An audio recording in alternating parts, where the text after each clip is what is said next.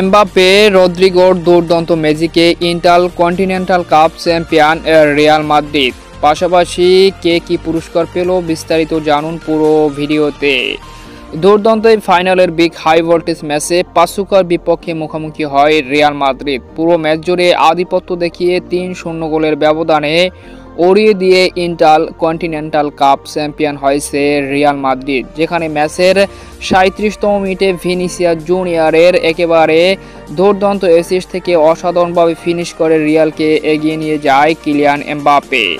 এরপর আর মাদ্রিদকে পিছনে ফিরতে হয়নি, যদিও সেই এক গোলের লিড নিয়ে অর্ধাংশ পার করে দ্বিতীয় অর্ধের ৫৩তম মিনিটে রদ্রিগোর ম্যাজিক্যাল চোখ ধাঁধানো ডি বক্সের বাইরে থেকে অসাধারণ ম্যাজিক্যাল গোলে ২-০তে এগিয়ে যায় মাদ্রিদ। এরপর ৮৪তম মিনিটে পেনাল্টি থেকে দলকে ৩-০ গোলের ব্যবধানে একেবারে জয়টিকে নিশ্চিত করে দেয় ভিনিসিয়াস জুনিয়র পেনাল্টি থেকে গোল করে।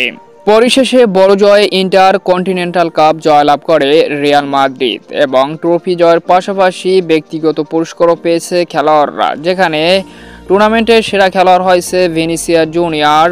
টুর্নামেন্টের গোল্ডেন বল পেয়েছে Vinicius junior. Man of the match হয়েছে ভিনিসিয়াস জুনিয়র। আর টুর্নামেন্টের সিলভার বল পেয়েছে মিডফিল্ডার ফেদেরিকো ভালভার্দে।